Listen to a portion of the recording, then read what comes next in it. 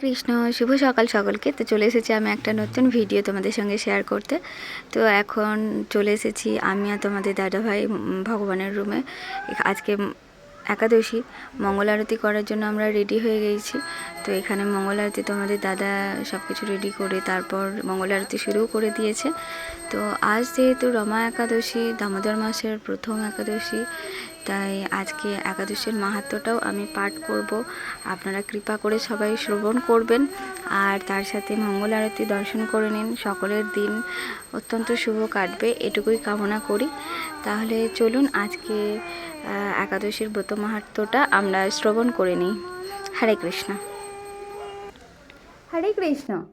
আজ হচ্ছে একাদশী, দামোদর মাসের প্রথম একাদশী, নাম হচ্ছে রমা একাদশী। তো আজ আমি এই রমা একাদশীর ব্রত মাহাত্ম্য পাঠ করব, আপনারা তা কৃপা করে সকলেই শ্রবণ করুন। রমা একাদশীর মাহাত্ম্য। পুরাকালে মুচুকুন্দ নামে এক সুপ্রসিদ্ধ রাজা ছিলেন। তার কন্যা ছিলেন চন্দ্রভাগা। চন্দ্রসেনের পুত্র শোভনের সাথে তার বিয়ে হয়।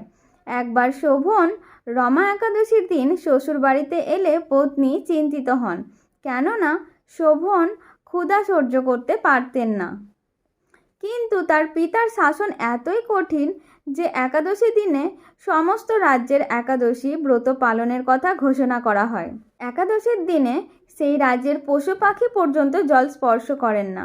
তার সত্ত্বেও শোভন একাদশীর ব্রত পালনের জন্য রাজি হলেন। সমস্ত দিন অতিক্রান্ত হয়ে রাত শুরু হলো। শোভনের পক্ষে তা বড়ই দুঃখদায়ক হয়ে উঠল এবং ক্ষুধায় তৃষ্ণায় দুর্বল হয়ে সেই রাত অতিক্রান্ত হলে সূর্যোদয়ের সময় তার মৃত্যু হলো। তার অন্ত্যেষ্টিক্রিয়া সড়ম্বরে সম্পন্ন হলো।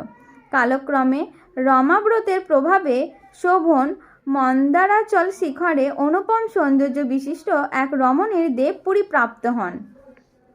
একসময় ওম শর্মা নামে এক ব্রাহ্মণ তাকে সেই অবস্থায় দেখে চিনতে পারলেন এবং তার কাছ থেকে জানতে পারেন তার এই ঐশ্বর্যমণ্ডিত অবস্থার কারণ।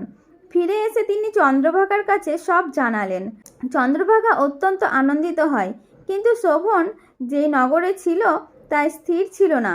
সেই জন্য চন্দ্রভাগা তার ব্রত পালনের পূর্ণ প্রভাব সেই নগরকে স্থির করে দেবেন বলে প্রতিশ্রুতি দেয়। এরপর বামদেবের আশ্রমে ঋষির কৃপায় ও হরিবাসর পালনের ফলে সে দিব্য শরীর ধারণ করলো এবং দিব্য গতিলাভ করে স্বামীর নিকট উপস্থিত হলো।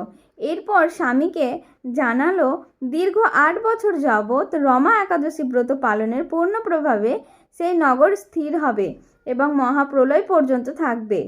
এই একাদশী মহাপাপ নাশকারী ও ভক্তি মুক্তি প্রদায়িনী। যে ব্যক্তি এই ব্রত কথা শ্রবণ করেন তিনি সর্বপাপ মুক্ত হয়ে বিষ্ণু লোকে পূজিত হবেন। তো এই একাদশী সকলে সুন্দর এবং নিষ্ঠা সহকারে পালন করুন এবং বেশি বেশি হরে কৃষ্ণ মহামন্ত্র জপ করুন। এটা চলছে আমাদের দামোদর মাস। তো আপনারা তো সকলেই জানেন, আমি আগের ভিডিওতেও আপনাদেরকে বলেছি এই দামোদর মাস অত্যন্ত অত্যন্ত সুন্দর এই মাস, ভগবানের অত্যন্ত প্রিয় এই মাস। তাই যদি আপনারা একটুখানি ভগবানের সেবা করেন তাতে কিন্তু ভগবান অপরিসীম ফল দান করে। তাই এই একাদশী, দামোদর মাসের প্রথম একাদশী, খুব সুন্দরভাবে এই ব্রত পালন করুন এবং বেশি বেশি হরে কৃষ্ণ মহামন্ত্র জপ করুন। তাহলে চলুন সবাই একসঙ্গে বলুন, হরে কৃষ্ণ কৃষ্ণ কৃষ্ণ হরে হরে, হরে রাম রাম রাম হরে হরে, হরে কৃষ্ণ, হরি বল।